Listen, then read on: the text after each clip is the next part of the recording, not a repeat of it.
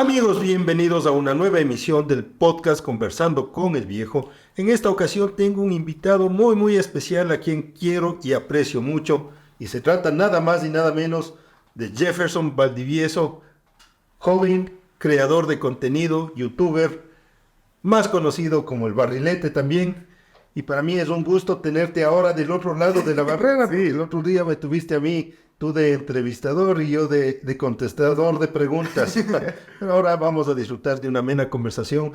Queremos que nuestra gente, nuestra audiencia conozca un poco más allá de lo que es Jefferson Valdivieso en la cámara. Ahora vamos a investigarte qué es, Tras cámaras. quién está tras del Barrilete. Así es que Jefferson, Dios le pague. muchas gracias por aceptar esta invitación y que disfrutemos de esta conversación.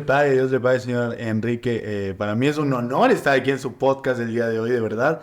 Porque bueno, muchas veces de las entrevistas que he dado, hemos tenido por ahí, no he hablado de ciertas cositas que muchas personas se hacen esa pregunta en casa, de qué hay detrás del Barrilete. Saben, sí, una que otra cosita, pero no al fondo de lo que vamos a conversar el día de hoy. Así es, entonces tú ya sabes cuál es la dinámica de mi podcast. Sí.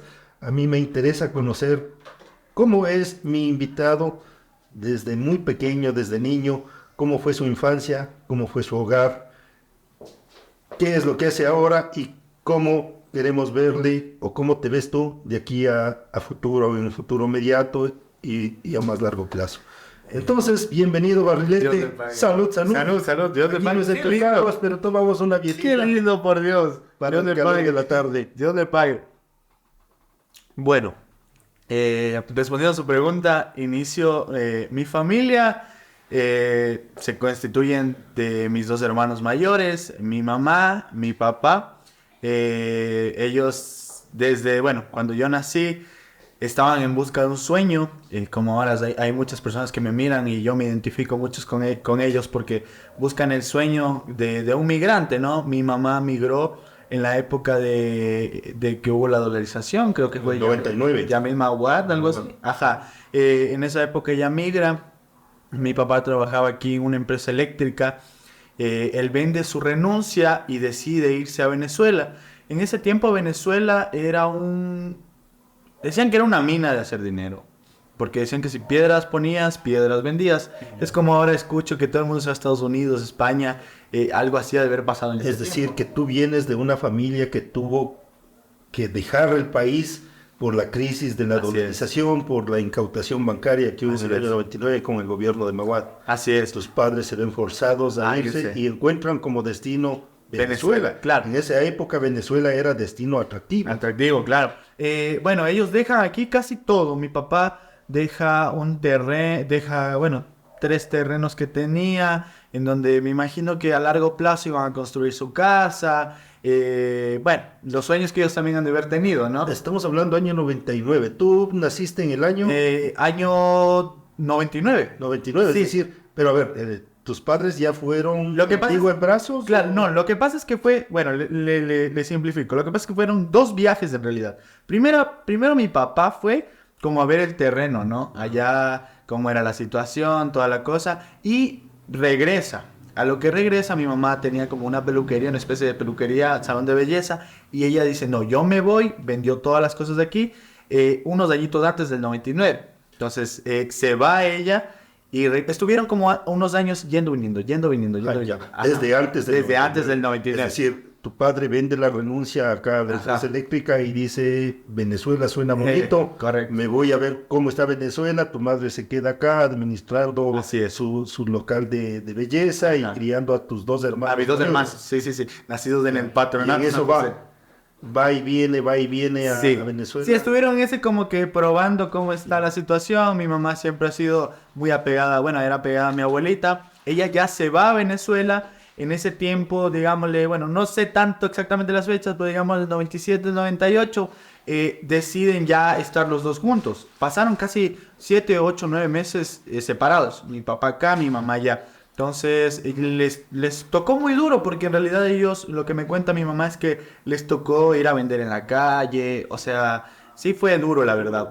Tenían familiares allá que también ellos estaban, bueno, bien económicamente, quizás le dieron la mano por ahí decide mi papá regresar, nace Jefferson en el año 99. Nací en la frontera con Brasil. Es un pueblito que se llama Santa Helena de Guairén. Ah, vaya. Estamos a 5 minutos de Brasil. De hecho, tuve la oportunidad de conocer Brasil bastante. Siempre recuerdo, en lo poco, entre sueños que recuerdo, que íbamos con mi papá a hacer compras siempre a Brasil. O sea, era como pasarse de Huaquillas. Ya. O Ipiales, acá al norte. Así es. Entre Tulcán e Y Ipiales. entonces era súper bueno. Mi papá tenía un local donde vendía cámaras desechables en ese tiempo. Hacía varias cosas. Se dedicó full al comercio. Ya. Entonces, tus padres migran a Venezuela y tú naces en Venezuela. Sí, nací en Venezuela. Padres ecuatorianos. Padres ecuatorianos. Tú tienes entonces la doble Sí, nacionalidad. doble nacionalidad. Gracias a Dios, eso me ha facilitado mucho. Sí, siempre digo, ¿no? Tengo doble nacionalidad, pero mis raíces son ecuatorianas. Claro, mi sangre corre en Ecuador. Así es. Sí. Sí, vaya. Sí. Nadie sabe. Bueno, algunas personas sabían ese dato muy curioso. Ya. ¿Cómo fue tu primera infancia en Venezuela? Mi infancia fue un poco... ¿Y hasta qué año te quedaste ahí? Perdón que te interrumpa. Estuve hasta los 11 años. Ya. Bueno, 11 años que fueron de altos y bajos, porque le cuento que yo a los 4 años sufrí una pérdida muy grande, que fue mi papá. Mi papá fallece en un accidente de tránsito en donde él... bueno, en esta época que él estaba yendo y trayendo mercadería de un lugar a otro, nosotros vivíamos a 14 horas de la capital, o sea, Caracas. Entonces, le tocaba viajar, estar así. Él, en ese tiempo, justamente, él ya había obtenido su nacionalidad. Y los guardias, o sea, los militares allá eran un poco cargosos. Entonces, como ya les veían que eran extranjeros, todo esto, siempre les hacían muchas preguntas, requisas, cosas así. Entonces, dicen que esa noche mi papá iba con un camión. Él iba atrás, como decir, escoltándolo quizás, y lo parquean en una, bueno, allá se llama Alcabal, acá son controles policial, lo parquean, le hacen que bajen todo del camión, todo del camión, ya era como las 3 de la mañana, mi papá baja todo, me imagino muy cansado también del viaje, de descargar, volver a cargar, se queda dormido el piloto, que era mi tío, era el sobrino de mi papá. Se chocan, era un Ford Fiesta Power. El carro terminó como un acordeón. Desde ese momento nuestra vida cambió totalmente.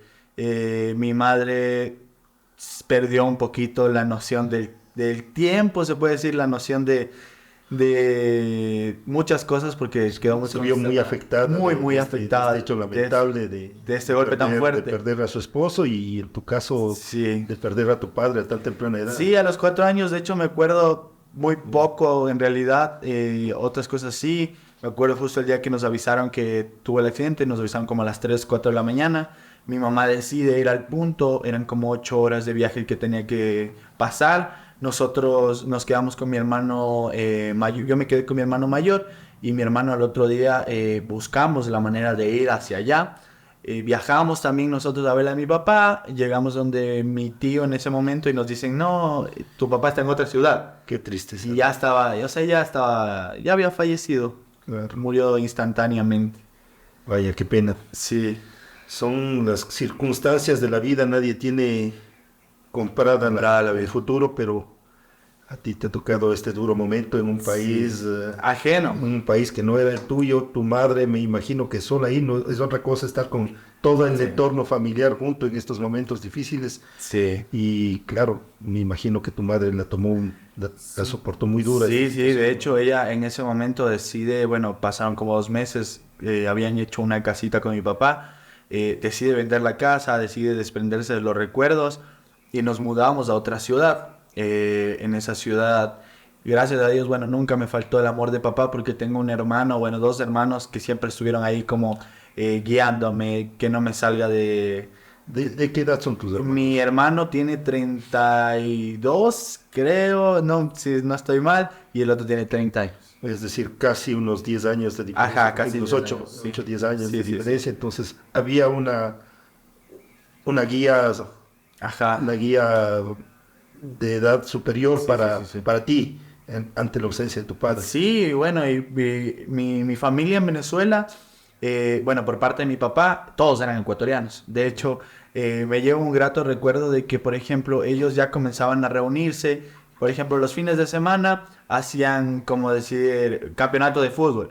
Y cada quien tenía que llevar, por ejemplo, el uno hacía ceviche, mi mamá es experta en hacer fritada, por acá llevaban a hacer guatitas. Es decir, para Mantener la eso. costumbre La ecuatoriana. nacionalidad, ajá, sí, sí, siempre estuvimos pendientes cuando iba a jugar Ecuador, siempre con la nacionalidad, ¿no? Mi mamá nunca nos hizo perder eso, aunque yo no haya nacido aquí. Ella, por ejemplo, las fundas de caramelo en diciembre no podían faltar en mi casa, mi abuelita nos enviaba de aquí los chocolates, o sea, siempre tuve esa cultura. Qué bueno que tu madre haya fomentado Sí, ese sí. nacionalismo ecuatoriano en un niño que no nació en Ecuador, Claro. que no conocía Ecuador hasta ese momento, pero que tenía las costumbres Sí. Sí, de su padre. mi de su primer familia. año, mi primer año lo pasé aquí en Ecuador, porque siempre mi mamá trató como de traerme. Yo era uno de los de que sufrí, o sea, tenía la ventaja de venir con mi mamá cada un año, pasando 2 años a visitarle a mi abuelita. Entonces, nunca faltó ese calorcito ecuatoriano tampoco, ya. ¿no? Entonces veníamos, visitábamos a mi abuelita un mes, 2 meses, estábamos aquí y nos regresábamos. Entonces, eso a partir de que ya fallece mi papá, las cosas cambiaron en mi vida muy, muy, muy fuertes. Mi mamá sufrió un desequilibrio muy grande porque sabe que el hombre a veces en la casa lleva otras responsabilidades que a veces las mujeres, como mujercitas, no es que no se abastezcan, ¿no? Sino que es preferible dejar el trabajo duro a los hombres a veces. Lo que pasa es que, sin juzgar a tus padres, no es ese el objeto, pero vivimos en una sociedad machista donde que el hombre lleva las riendas de la casa y la mujer se encamina mucho al hogar, a cuidar a los niños, y cuando pasan estos hechos lamentables, las señoras normal que han vivido estas circunstancias se quedan en el aire, Claro. sin saber qué tenía, cómo Claro. era el negocio, cómo administrar. Claro, y eso que bueno, ellos Es algo que suele pasar, Trabajan. digo, porque un compañero mío que también sufrió un accidente de tránsito y falleció, pasó eso. La esposa no estaba al tanto de los pormenores del día a día, del trabajo de mi amigo que falleció, y es difícil, ¿no? Es Claro, difícil asumir sí, esas circunstancias. por ejemplo, mi mamá como si o sea, trabajaba siempre con mi papá turnándose, o sea, mi papá estaba en el local, mi mamá estaba en el local, pero creo que le afectó tanto la muerte de mi papá que o sea, se desequilibró por completo, no quería hacer nada, o sea, se cerró. Ya. Necesitaba Ajá. ayuda ya profesional. Sí, una ayuda profesional en realidad. Y luego de eso, gracias a Dios, y bueno, pasaron como que unos meses para que ella se equilibre un poco. Ella comenzó a viajar, a hacer el mismo rol que hacía mi papá. Y nosotros, bueno, yo como niño, mi pregunta era siempre que ella viajaba, decía, ¿y en qué momento nos llaman a decir que mi mamá también falleció? Claro. Porque sabemos que la carretera no es nada fácil. Y entonces yo decía, si nos llamaron así de mi papá y mi mamá comienza a hacer el mismo trabajo que él. Entonces tú tenías esa preocupación, Esa latente preocupación. todos los días que salía tu Sí. madre a ver la mercadería, a hacer el trabajo, Sí. de recibir esa llamada, y eso te Claro. Sí, sí. es un niño con un sobresalto. Sí. Sí, sí. Y bueno, y de ahí viajamos a otra ciudad, fuimos a vivir a otra ciudad. En esa ciudad mi mamá también, bueno, tuvo dos locales, trasladó los locales de donde vivíamos antes de allá. Iban bien, la verdad, gracias a Dios, no me quejo. Mi mamá siempre nos dio lo necesario. Tuvimos por ahí, aunque sea un gustito de más, pero el país comenzó a verse... Eso te iba a decir, estamos hablando que tú naces en el año 99, tus padres migran antes del 99, entre el 97 y 98, de lo que entiendo. Tu padre fallece cuando tú tienes 4 años, estamos hablando ya del 2003, Ajá. estamos hablando de toda la época del chavismo Ajá. en Venezuela. El país en ese momento todavía se movía razonablemente, Sí. había la relación comercial, se podía vivir del comercio, Claro. como eran tus padres, pero la realidad es que Venezuela fue deteriorando cada vez su Sí. economía, y llegó el momento en que a lo mejor tomaron la decisión de volver. Claro, ¿Cómo fue eso? o sea, como nosotros vivíamos en esa ciudad que era frontera con Brasil, bueno, era un pueblito, ahí era una zona minera, cerca de ahí era una zona minera, y se movía mucho efectivo, mucho dinero, porque bajaban los mineros a comprar tropa para volver a la mina, ¿no? Entonces, ¿estamos hablando de minas formales o minería un poco artesanal? Era Como se ve minería, acá? minería ilegal en realidad. Minería, Ajá. ¿verdad? Se movía demasiado dinero. Bajaban también de Brasil a comprar porque era más económico, como nosotros a veces vamos a Colombia a comprar porque según nosotros es más económico. Los brasileros bajaban a ese pueblito a comprar, que si cámaras desechables, cosas así. Mi papá vendía ropa, cámaras desechables, full cosas, linternas para los mineros, todo eso.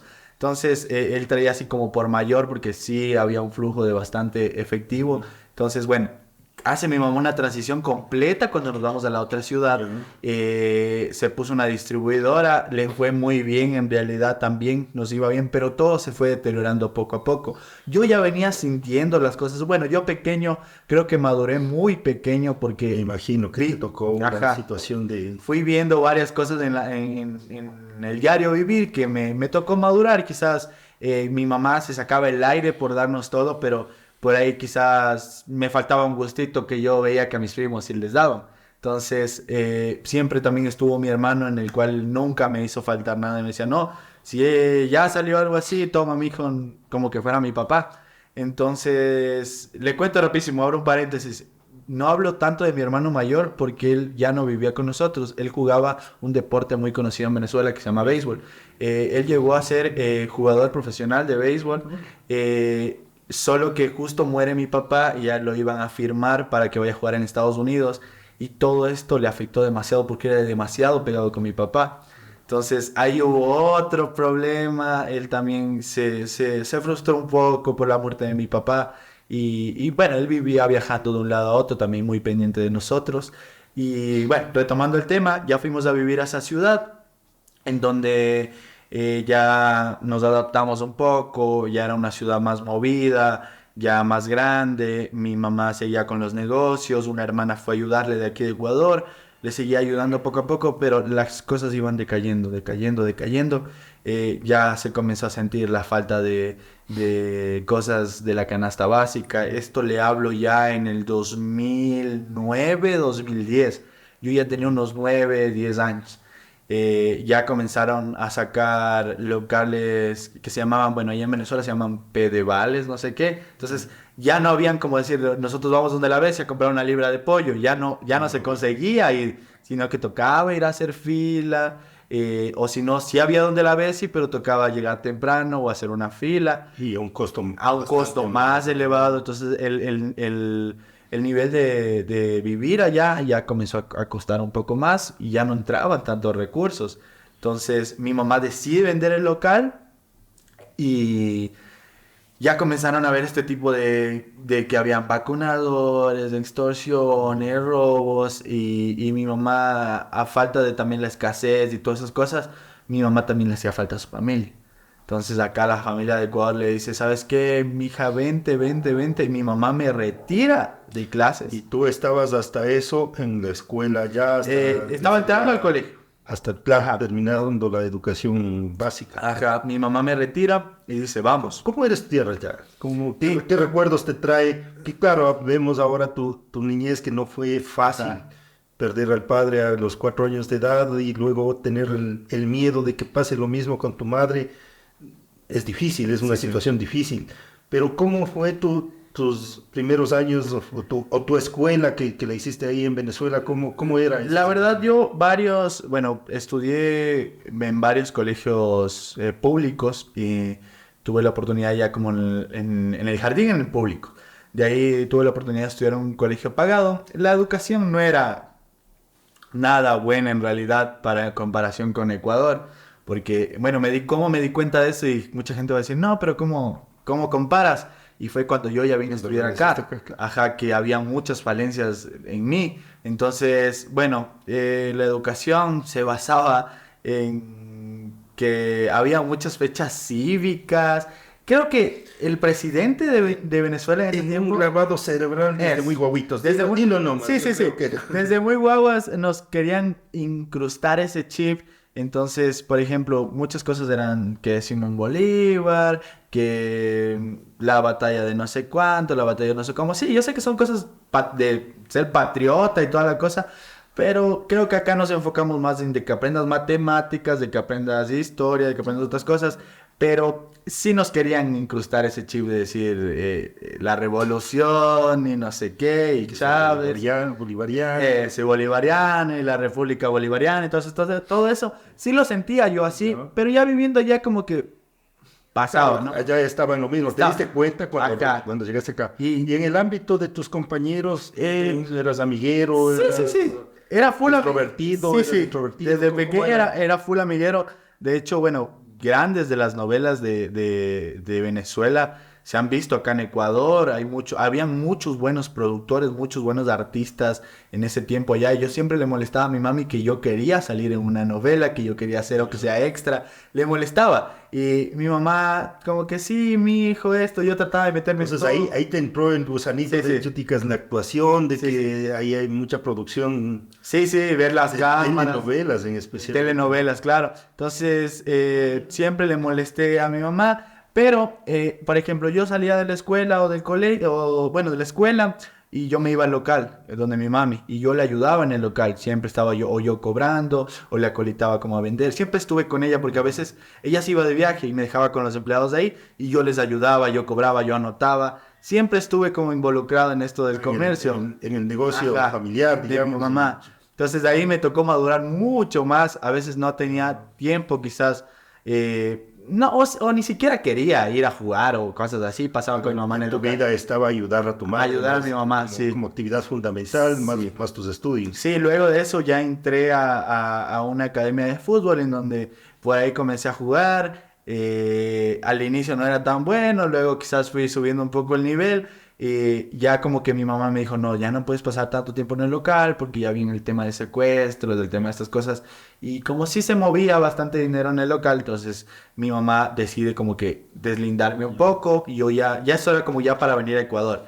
Entonces todo esto ya le cuenta mi mamá acá a sus familiares y los familiares ya comienzan Y a decir, desde muy niño tenías una talla favorecida, como ahora. no, era un gordito, le cuento. Era un gordito. Pero en estatura eras. No tan, o sea, sí era medio alto, pero no tan alto. En la transición de Venezuela a Ecuador, me estiré Es demasiado. decir, dejar arepa y comer mote.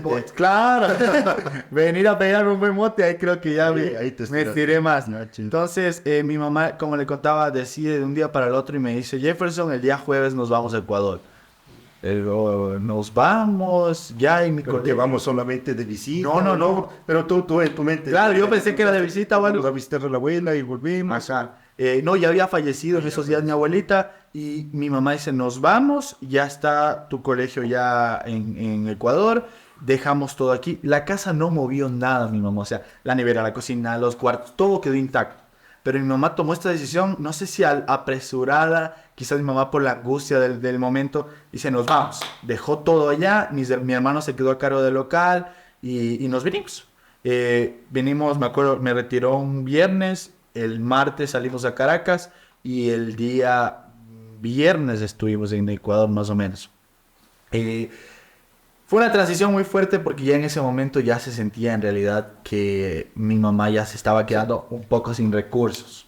Por una parte sin recursos, y me imagino que la decisión que toma tu madre también tomaron otras personas venezolanas. Empezaba la migración Justo fuerte yo vine en la de ola. Venezuela hacia todo el mundo. Yo vine en la ola de la migración venezolana. Yo llego a Ecuador, nos recibe mi tía, todo chévere. Mi mamá termina de vender un terreno para sustentar los días que íbamos a estar aquí. No, allá. Acá en Ecuador. Vende ese terreno, con eso nos pudimos sustentar un tiempito. Mi mamá siempre ha sido puta guerrero, todo de todo, o sea, le ha hecho a todo.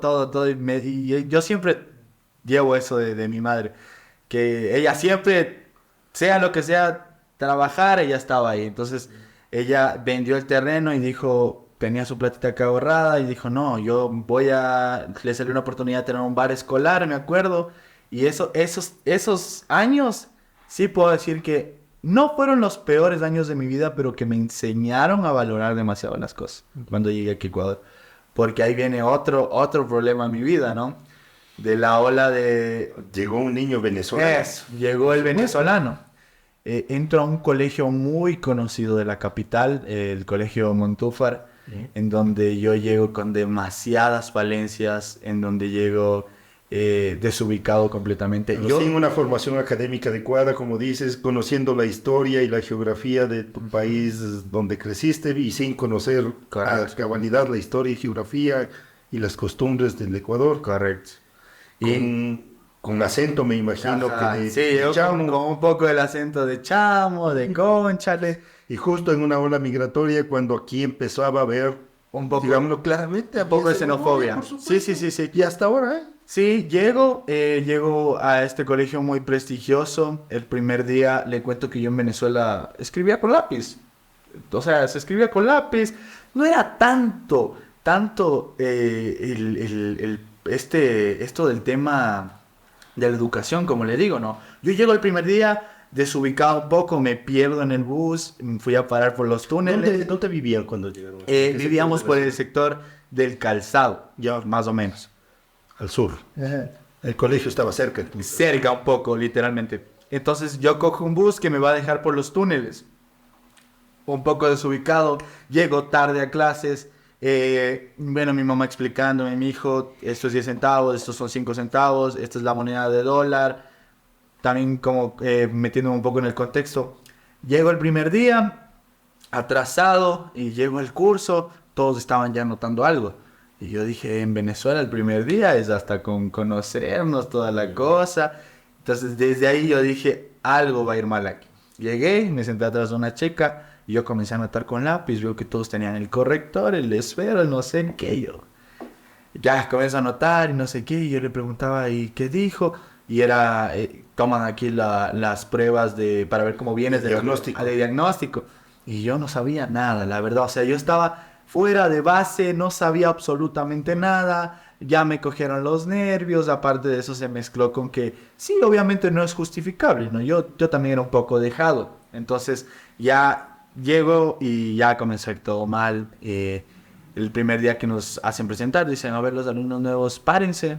Se paró un chico que no. ¿Tú llegaste acá a qué año? A 2012. Ya 2012, pero ¿qué año escolar? Llegué a noveno. A noveno. Entonces ya llego, me hacen levantar y comienzan, no, ¿de qué colegio viene? Me invento, del Manuela Cañizares. ¿Usted de qué colegio viene? Yo así, de Luis Beltrán. Y ya, ¿y eso dónde queda yo? En Venezuela. Y todos me regresaron a ver. Y yo dije, ahí sí dije, todo va a ir mal ahora. Y entonces me comenzaron primero a decir, Venezuela, no sé qué. Y yo, ¿qué tal?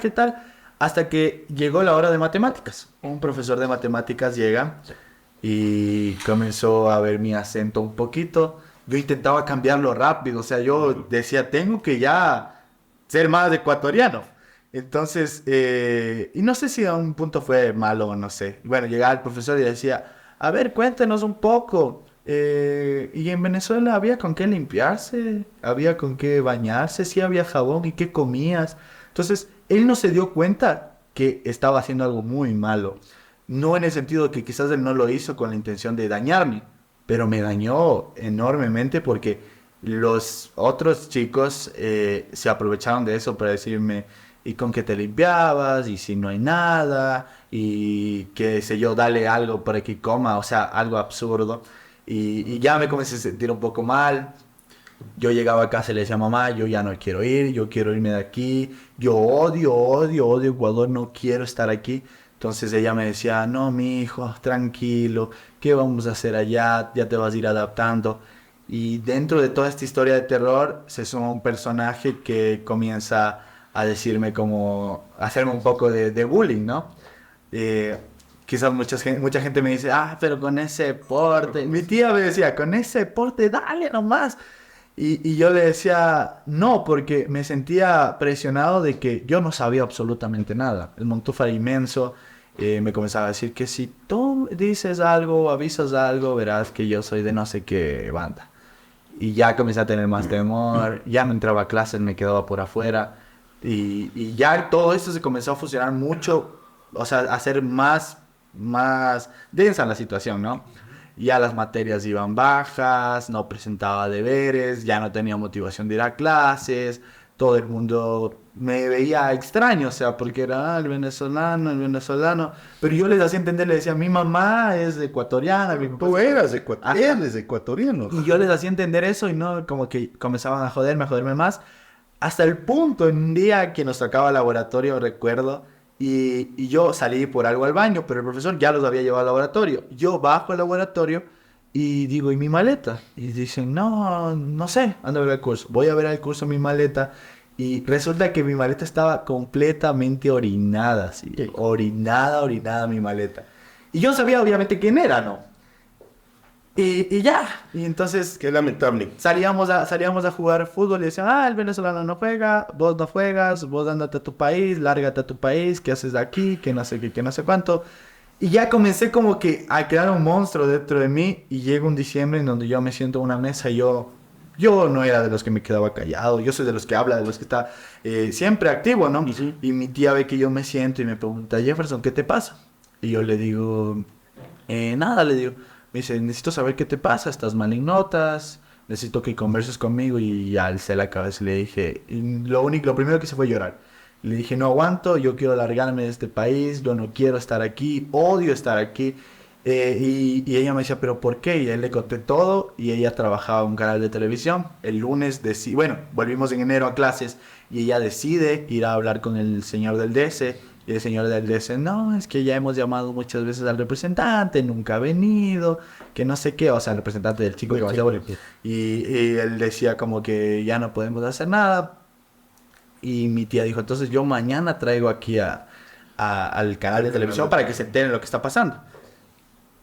De ahí él decide como alejarse un poco. Como que diría, me voy a meter en más problemas. Y se hace un poco como pana, como que queriendo ser mi pana, ¿no? Vamos a jugar, ahora sí ven. Y yo, pero igual yo no me sentía bien. Vino el campeonato del colegio, todo, y me sentía así hecho pedazos. No estaba en un país en el que... Es decir, el hecho de que tu tía haga ese reclamo ayudó, pero no solucionó No el solucionó. problema porque tú seguías con el miedo Sí. que te causaba todo lo que te Todo, hicieron antes. todo en realidad.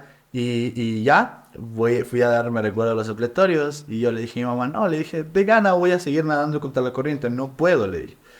Me retiraron ese año y volví. Volví al siguiente año. Perdiste ese año. Perdí ese año, volví y cuando yo veo la magnitud de todo lo que pasó y verlos a ellos en otro curso, yo ya me quedé, ya era un poco como, ay, es él, que no sé qué. Seguía, o sea, sí seguía por ahí ciertas cositas, ¿no? Entonces, ya me intenté adaptar un poco más, ya me llevaba con muchas más personas, yo siempre he sido amiguero, siempre, bueno, sí, siempre he sido cepillo también de los profesores, ¿no? Siempre, ¿qué tal? Dicen, si necesita cualquier cosa me avisa, que no sé qué. Entonces, ya en ese año intenté ya, o sea, como estar bien, estable, llegaron mis hermanos.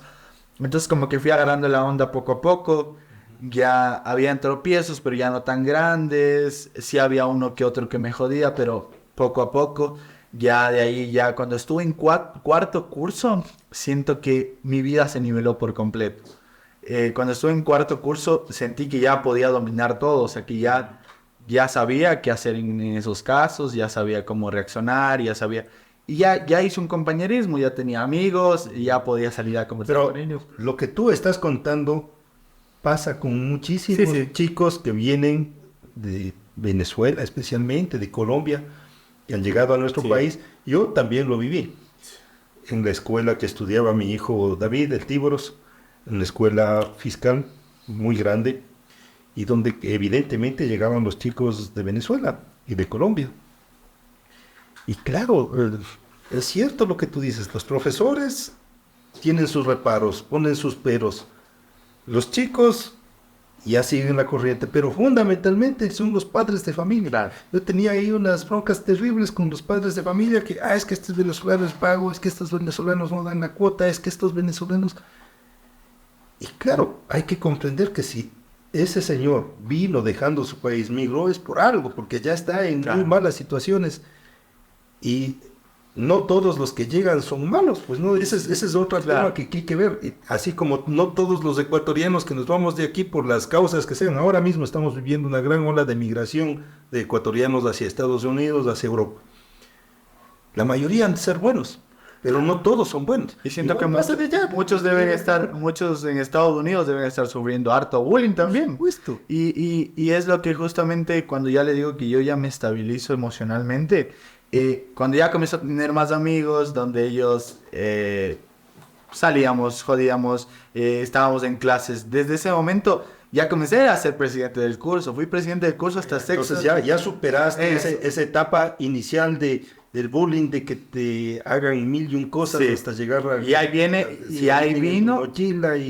Y te hagan sentir tan mal que tú querías irte de acá. Sí, y hasta pensé en quitarme la vida. O sea, literalmente pensé quitarme la vida. ¿Qué decían los psicólogos respecto a de ese? Que era vago, que no tenía la suficiente capacidad, que yo era dejado, que no hacía los deberes, pero... Sí, está bien. Yo admito que era dejado, pero había una causa. Había una causa que yo llegaba a casa y lloraba y le decía, no, aparte que no me entienden que no quiero ir porque me siento mal. O sea, está haciéndome quedar mal, está pisoteándome y encima no voy a concentrarme a hacer algo que no sé. O sea, habían dos factores muy importantes que involucraban el que yo esté mal en notas. No, con esto era un justificativo, pero... Luego cuando en cuarto curso ya comienzo a ser el presidente del curso, comienzo a llevar con todos. Cambian las cosas. Ya cambian las cosas, pero obviamente... Y además tú eres ecuatoriano, claro. Entonces ya entendieron eso.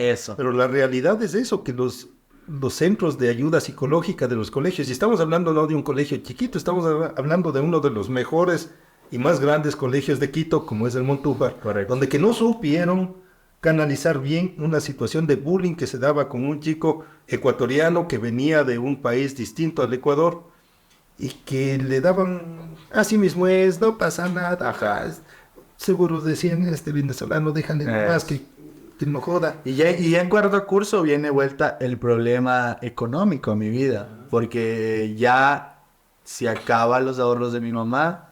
Mi mamá, debido a que, bueno, el fallecimiento de mi papá, todo desacata que ella da para ser diabética, ya no la quisimos exponer a que esté trabajando. Mis hermanos van a una fábrica a trabajar, ellos comienzan a dar todo por mí, pero no les avanzaba. O sea, ellos como que toma $10 yo y $10 yo, y con esto me aguantas el mes. Y entonces ya era difícil la parte económica vuelta. Me recuerdo que y no me avergüenzo para nada, siempre he sido de avergonzarme un poco. Ya veía que en los otros cursos, había un pana que me decía, ñaño, yo vendo gomitas y me hago el billete. Y yo siempre he sido negociante. Le dije, ñaño, préstame $16, recupero la inversión y te doy. Me fui a Confiteca, compré gomitas, compré full cosas y fui a vender en el curso. Comencé ya con este equilibrio de mi vida, porque dije, no me voy a bajonear más. Entonces comencé con este equilibrio de mi vida. A mis hermanos ya se comenzaron a estabilizar un poco, me ayudaban un poco más. Siempre hubo también una tía que me ayudaba. En cuarto curso tenía la idea de ya hacer videos. Salud. y paso a quinto, y bueno, ya en cuarto curso como que comencé a hacer videos. A inicios de quinto ya lo hacía mucho más constantes. Comencé yo a grabar con un personaje muy reconocido que se llamaba El Quiteño. Yo le grababa cuando iba a los chifas, grabábamos, le colectaba cualquier cosa. Y desde ahí nace mi amor por esto de redes sociales, en donde fue como un refugio. Pero bueno, entonces superaste esa primera etapa de bullying, del ser mal visto por tu supuesta nacionalidad venezolana. Te incorporas con los otros chicos y empiezas eres el presidente del curso, y ya superas esa primera parte, viene la parte dura económica, y entonces viene tus ADN comerciante, a vender gomitas y todo eso, e inicias a grabar. ¿Qué es lo primero que grabaste? ¿O por qué decides empezar a grabar? ¿Viste que iba a ser negocio o fue simplemente hagamos algo? Le soy sincero, al inicio sabía que era un negocio, pero no sabía que era un negocio a tan corto plazo. O no sabía que esto se demora mucho tiempo y mucho proceso que tienes que pasar, más cuando no tienes el apoyo. O sea, si lo haces tú solo y no tienes quizás los recursos, pero ahí viene la parte motivadora, ¿no? Recuerdo yo que decido hacer mi primer video con una bandera de Venezuela atrás. Salgo yo sentado en una cama y digo, hola, ¿cómo están? Mi nombre es Jefferson Valdivieso, este es mi primer video y aquí vamos a tener retos, vamos a tener no sé qué, no sé cuánto, no sé cómo, y la bandera de Venezuela atrás. ¿Por qué la bandera? No sé, ¿Qué pensaste? no sé en ese momento, pero dije, no me voy a avergonzar más. Era una forma de decir, Yo estoy aquí. ya hasta aquí llega el bullying. Correcto. Y a mí me da lo mismo Sí, tener la bandera del Ecuador, la bandera de Venezuela ahí. Correcto. Yo voy a hacer porque soy... Fue como un desahogo. Correcto. Ya. Y sale el video y todos en mi colegio comienzan a ver el video. Yo sabía Y otra vez hubo la reacción. que eso iba a haber una reacción. Entonces ya por ahí, pero ya no era tan grave la reacción, sino como que, eres mi pana en la arepa, eres mi pana en no sé qué, no sé cuánto. Y ya como que se calmaron un poco. Pero dije, no, o sea, es esto, peor si es que yo comienzo a subir videos como, sí, 100% ecuatoriano, y después me dicen como que, pero sí, pasa esto. Entonces, como comenzaba en el colegio, dije, voy a salir con la bandera de Venezuela atrás. Hice el primer video, lo oculté, al mes, 2 meses, tuvo como 10,000 vistas. O sea, pero era porque yo era intenso en mandarles a todos mis panas del colegio. Y siempre hubo uno que me acolitó que se llama Jordi, espero que esté viendo este video, y él decía, yo soy tu manager y yo mando a todos del video, y nos sentábamos a mandar a todos del video. Y luego de esto oculto el video y salía yo como a hacer entrevistas con un teléfono, un Samsung S4 en ese tiempo recuerdo. Y aquí viene la gran parte, ¿no? Que hay un evento en donde se presentaba Kaeli, se presentaba Tony Boom, se presentaba, bueno, La Divasa, se presentaba Diego Yacis, Kike Hub, y yo en ese momento ya los veía como referentes a ellos. Entonces decido que tenía que ir al evento y lo puse en aprietos a mi ñaño en ese momento y le digo, ñaño, tengo que llevar una cámara. Y mi hermano con un sueldo básico, con una esposa, una hija, y ¿de dónde te compro la cámara? Viene calladito y me dice, toma, aquí hay $60. Solo no le digas a mi esposa. Me dice, aquí hay $60. ¿Solucionamos con esto? Le digo, sí. Fuimos al centro comercial Montúfar. Recuerdo, costaban $200, $300. Conseguimos una por Facebook que nos costó 45. Una Fujifilm de pilas. Me voy con esa cámara al evento. Llega aquí, que me acuerdo. Le pido un saludo y me dijo, siempre lucha por tus sueños, no sé qué, que el típico saludo que hace. Y ya llegan todos al evento, todo. Me acuerdo que estaba Carolina García y me dijo, no, para que tengas un espacio y puedas grabar algo, que no sé qué. Le dije, chévere. Desde ahí yo sentí que ya tenía que dedicarme más a esto. Ya, entonces ahí ya ibas fijándote como por ahí es el camino. Quique llega a los 100,000 seguidores en un live en Facebook y yo le escribo al interno y le digo, ñaño, yo quiero grabar contigo, no sé qué, no sé cuánto. Y justamente hace poco que íbamos de viaje, él me dijo en un mensaje, yo le dije lo que le puse en el mensaje, y yo le puse que yo quería hacer el video con él, y me dijo, esfuérzate un poco más, y va a llegar el momento en que yo te busque. Y yo vi eso como una meta. Y yo dije, tengo que esforzarme el triple. Recuerdo. Y yo le dije, y de ahí llegué donde Quique recién, y le dije, ñaño, y siempre fuiste un referente tú, Diego, ¿quién más? Si se me van los nombres ahorita. Siempre estaba yo pendiente de los eventos de ellos, ver qué hacían, ver cómo se desenvolvían más. Y en ese momento de mi transición decido hacer videos para una página en Facebook en donde me di a conocer un poco más. Y bueno, yéndonos un poco más adelante, le termino en esa página justo en la pandemia y me quedo en la nada vuelta. O sea, ya me gradué y me iba bien, pero nunca fue como un negocio para mí hacer videos. O sea, yo nunca dije como que, o sea, de hacer videos voy a vivir ahorita. Quizás lo pensaba en algún momento. Bueno, y mientras estabas estudiando, empiezas a grabar, seguramente pensabas como un hobby, como algo chévere. ¿Tenías una perspectiva de seguir tus estudios? Sí. ¿Qué estaba en tu mente? En mi mente, bueno, como estudios como tal, yo decía que, bueno, era difícil entrar a alguna universidad, todo. Una tía me había ofrecido que me iba a dar la universidad, porque mi mamá, o sea, siéndole sincero, no tenía los recursos para decirme yo te voy a pagar una universidad privada. mis hermanos peor. Entonces ella me dijo como que no, yo te voy a pagar. Y pum, viene este golpe de la pandemia. No. En donde mi tía queda sin trabajo, todos golpea demasiado otra vez. Claro. Yo dije, o sea, Diosito, otra vez me voy a desequilibrar, ya venía bien, ya me gradué virtual, la pandemia, todo hecho pedazos, y ya me retiré de ese lado. Me acuerdo que yo seguí el preuniversitario porque por ahí me lo auspiciaron, y como que para un par de videos, no sé qué, seguí el preuniversitario. Pero ya en ese momento de la transición de la pandemia acá, yo dije, o sea, tengo que hacer algo. O sea, mi hermano me dijo, ñaño, llevemos tu carpeta y metamos en la empresa donde yo trabajo porque no estás generando nada, ya te graduaste, ¿y qué vas a hacer? Y yo le dije, no, confía en mí, le dije, confía en mí, que yo sí puedo, yo sé que algo va a salir, yo sé que... Y nos sentamos con él una noche a ver un programa y él me dice, haz un programa, invita influencers, que se llame Entre Panas, se iba a llamar. Yeah. Y yo le digo, no, Entre Panas no me cuadra. Y entonces sale, entre tragos, ya, hagamos Entre Tragos. Estamos hablando del año 2020, pandemia, plena pandemia. Ya. Esto nace de un programa venezolano. Y entonces nosotros veíamos full programas. Vemos programas chilenos, colombianos, peruanos. Porque sabe que el agua tibia ya está inventada, solo uno Por le supuesto. pone un toquecito. Entonces estábamos viendo y digo, esto fue. Y mi intención era invitarlos a mi casa, a que vayan a grabar ahí. Y yo decía, ya, los invito a mi casa, pero no tengo producción, no tengo esto. Piensa. Decido hacerlo en una discoteca. Fuimos a hacerlo en una discoteca. Nos salió medio bien por ahí. Y de ahí nace Entre Tragos.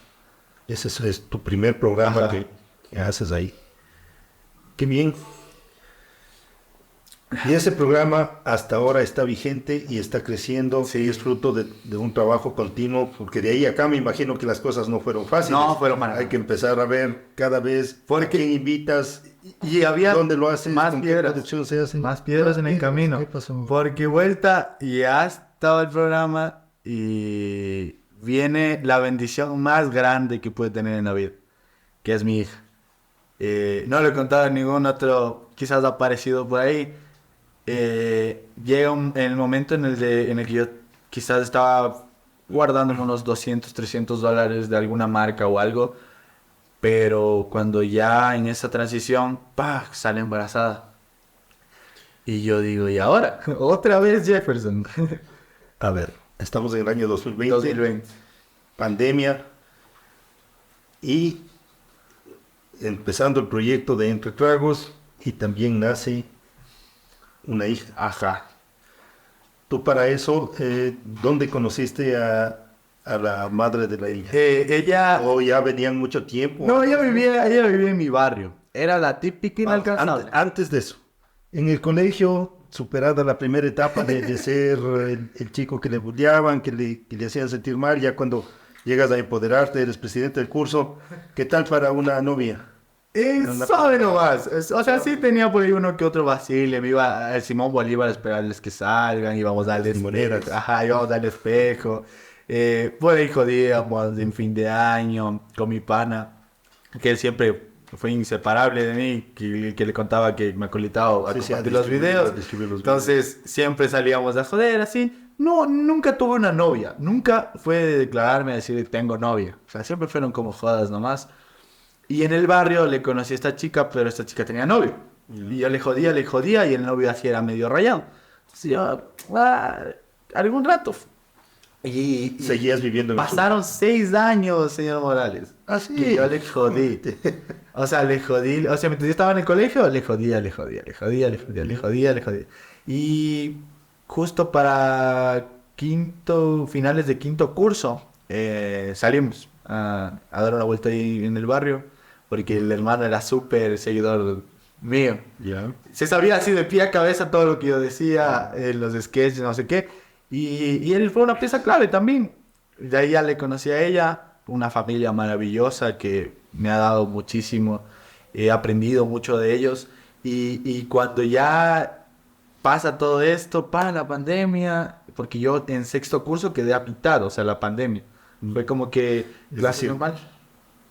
aún no terminabas el colegio cuando estabas Estaba saliendo la pandemia. con la chica. Ajá. Y ella estaba en la universidad. Ella estaba es mayor para ti. No, es menor. No, es menor. Es ya. que por eso Pero tú por las Ajá. transiciones y todo eso tardaste en salir de... tardé en salir y, Ya. y entonces ya le conocí, ya nos estuvimos conociendo más, toda la cosa. Y ya en pandemia, ya sale más. Pero estábamos encerrados en cuarentena. ¿Cómo hiciste? Buenas 2 horas libres que daban para salir. a Ahí me comprar escapaba, ahí me escapaba. víveres. Ibas a repartir leche. De una vez. Salía por ahí, ¡la leche! Entonces de ahí fui, ¿Ya? sale embarazada, justo ya en el proceso de que ya comencé a grabar. Y ahora, Y ahora, ¿qué hago? tus hermanos que... No, mis hermanos de ese rato dijo, bueno, mijito, hasta aquí, guarde lo que tenga que guardar, se acabaron los videos, se acabó todo. A trabajar. A trabajar. Mañana usted sale, manda 2 carpetas, que no sé qué, que no sé cuánto. Ellos tenían una distribuidora de papel. Entonces me dijo, desde mañana a las 7 de la mañana te queremos... No, desde las 6 de la mañana despierto, que ayudes a repartir el papel. Ya se acabó esto. No hay más. Pero yo seguía en mi cabeza que yo tenía que lograr. Y comencé a trabajar con ellos, les acolitaba un rato, otro rato, y me escapaba y decía, tengo que ir a grabar algo. Me escapaba y tengo que ir a grabar algo. De ahí ya comienza a tomar forma los entre tragos, pero nunca tenía como pude monetizar los primeros capítulos. O sea, no había plata, estaba trabajando por trabajar. Pero una marca se apostó por mí y me dijo, toma, y ya eso como que fueron recursos para mí, para salir un poco de algunas cosas. Ya se viene el tema de mi nena. Tus suegros no tomaron a mal toda esta situación. ¿O fuiste bienvenido a la casa? Yo pensé que sí, la verdad, que iba a decir como que, puta. El día que ya se enteraron, porque mismo hicimos la prueba y al siguiente día fuimos, llegamos y yo dije que me van a mandar a dónde, me van a querer pegar, cualquier cosa. Y no, yo llegué, mi suegro me dijo, bienvenido, a mí no me interesas tú, me interesa la niña que está dentro de la barriga. Ay, voy a tomar. Y cuando ya me siento, ya comenzaron a hablar conmigo, toda la cosa, que sabían que yo no estaba trabajando ni nada, que tenía que seguir estudiando. Me ofrecieron como que darme estudio. Y yo le dije, no, yo tengo que salir adelante, de cualquier manera tengo que salir adelante. Pero qué bueno. Y aquí estoy poniendo los suegros hayan tenido esa actitud. Y estoy poniendo el pecho a las balas y aquí estoy. De ahí a los 2 días, le cuento rapidísimo, a los 2 días que ya venía la transición de que estaba embarazada, todo eso, 2 o 1 semana, si no mal recuerdo, llega mi suegra y me dice, toma, mijo, me pone en la mesa $1,000 y me dice, córrete a comprar tu cámara y tu estabilizador. Nunca yo esperé de nadie, o sea, lo esperé de mi familia que de ella. Bueno, tu familia te dio todo lo que... Ajá. Acuérdate que tu hermano sacó $60 Claro, y te dijo sí. sin que se entere mi mujer. Correcto. Y de ahí me dijo como... Dieron lo que pudieron. No, alcance de obvio. ellos, por supuesto. No, o sea, me refiero a mi familia, a personas que quizás estaban en la posibilidad. Ah, pero qué buena nota, qué buena nota. Y me puso así la plata y me dijo, Que ellas te córrete, dieron ese mijo. apoyo. Fui, compré la cámara y me dijo, te falta, ¿verdad? Y le dije, sí. Y se fue conmigo, pasó su tarjeta, pagó en efectivo, compré, me acuerdo, un dron, un estabilizador y una cámara. Y un juego de luces. Y ella me dijo, con esto sales adelante. Estos hijos de... Y tienes que grabar. Y la primera marca que me dio la plata, llegué y le dije, tenga, Dios le pague. Y ella me dijo, seguro, pero si tienes, que no sé qué, sí. Y me fueron dando más la mano, gracias a Dios fuimos como consiguiendo varias cositas. Y ha habido resbalones, caídas. Y tu relación ahora con tu...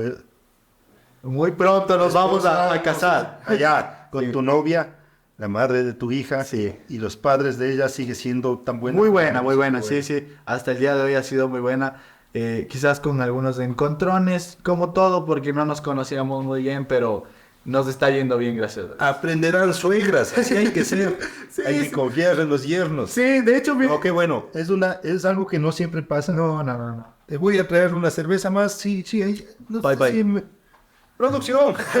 No se me duerma. Una cervecita, por favor, Bye. para mi amigo. Entonces, Ya. le termino de contar que ya pasa todo esto. Ya comienzo como que a verle más en serio, comienzo a manejar algunas cuentas, comienzo a irme a los locales a decir que yo les manejo las redes, manejé algunas redes. Yo también inexperto, no sabía si cobraba bien, cobraba mal, grababa por aquí, grababa por allá. Y todo esto se da porque yo tenía y decía que yo tengo que darle algo a mi hija. Y hasta el día de hoy, como le digo, señor Enrique, mi primera meta es yo darle y que a mi hija no le falte nada y que siempre esté con su papá y su mamá al lado. Lo más importante es, la plata es necesaria, Claro. y hay que tener y hay que trabajar eso, pero que no les faltes nunca. Claro, sí, Como el ejemplo, como el Así es. estar ahí para Bye. apoyarle en todo lo que tu hija va a Así necesitar ahora, mañana, pasado mañana y en toda la vida. Jefferson, no sabíamos esa historia de tu vida. Me acabo de decir Es realmente admirable porque, claro, uno se le ve ahí tras cámaras todo elegante, bien puesto, figurita y manejando su podcast con la solvencia que le caracteriza, pero ni de lejos me hubiese imaginado todo lo que me has conversado. Sí. Y realmente es digno de admiración que un joven haya podido asumir toda la etapa difícil que te ha tocado vivir, porque tú perdiste a tu padre a corta edad. Tu madre sufrió mucho esa pérdida y seguramente tú fuiste un soporte importante para ella, aunque no te hayas dado cuenta, Sí. aunque eras muy niño, pero el hecho de estar trabajando ahí, ayudándole en el local, es un apoyo para tu madre. Luego venir a tu país y que en tu país te hagan bullying por decir que eres veneco. Sí. Hostia, es inconcebible. Lamentablemente así somos. En el Ecuador así somos. Yo también lo he visto en la escuela fiscal donde estudiaba mi hijo. Vi esa discriminación hacia los ciudadanos venezolanos y es triste, no debe pasar. Y ahora tenemos acá a una persona joven, tienes 24 años, 4 años.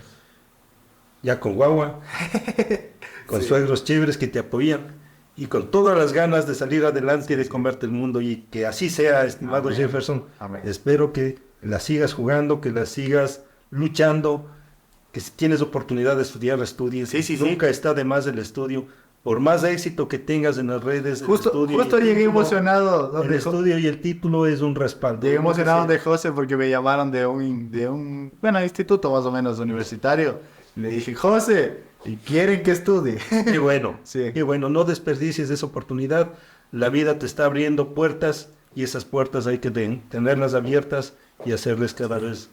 Y no nuevas desperdiciar, oportunidades, siempre, nuevas oportunidades. siempre me he llevado que las oportunidades y el tren solo pasan una sola vez en la vida. Así Y es. que hay que saber aprovechar y no desperdiciar las oportunidades, porque después uno se arrepiente y vienen los arrepentimientos, ¿no? A decir por qué no hice bien las cosas. No seguirás los malos ejemplos de los influencers y youtubers como el Kike Hub.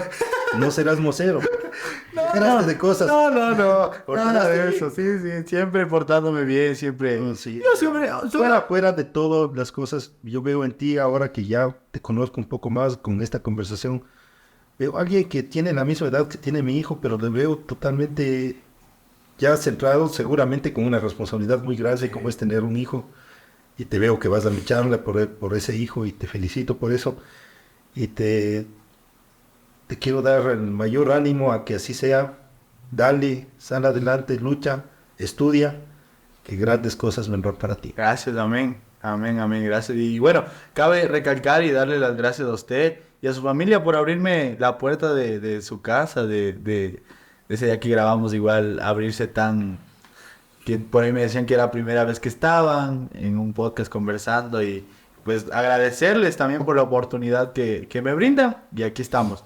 Sí, luchando por el sueño que todavía falta por cumplir. Sí, hay mucho por trabajar, aunque hay muchas personas que creen que esto no es trabajo, pues sí es un trabajo, es difícil. La lucha para vivir de esto y lo va a seguir haciendo. Sí. Jefferson, como tú sabes, a mí me encantan las plantas, tú has estado en mi casa, sabes todas las plantas que tengo. Sí, La sí. última vez que estuviste ahí te Yo hice aprendí. un tour de todas mis plantas y sabes cuánto aprecio les tengo a las plantitas. Y Dios yo te quiero obsequiarte el día de hoy un arbolito. Este es un arrayán, es un árbol propio de aquí de nuestra sierra ecuatoriana, que quisiera que busques el lugar adecuado para sembrarlo y para cuidarlo. Es la vida misma. Así como vas a criar a tu hija con cariño, quisiera que le cuides, porque Gracias. es así mismo. El crecer del árbol es como el crecer de tu niña, como el crecer de nosotros mismos. Dios le pague, gracias. Mucho cariño para Gracias. Mi suegra tiene por ahí ¿cómo se llama? Jardinera. Una jardinera cerca de mi casa. Yo no tengo jardinera porque vivo en un departamento, pero la voy a llevar allá. Y es un arbolito un poco grande. Si es solo jardinera, a lo mejor no cabe. Pero hay tantos Voy a buscar. parques Sí. públicos y hay que buscarle el espacio. Chévere. Lo importante es que le hagas crecer sano y fuerte. ¿Ya? Que se haga grande como vos. Gracias. Dios pague. Qué gusto. Te Gracias. agradezco mucho por haber compartido esta historia de vida. Eres muy joven, pero tienes una historia de vida muy valerosa. Espero que te vaya muy bien en el futuro. Amén, gracias. A trabajar duro y a salir adelante. Gracias. Gracias. Qué gusto. Dios le Gracias pague. por compartir este podcast. Un gusto tenerte acá. Dios le pague. Chao, chao. Chao, chao.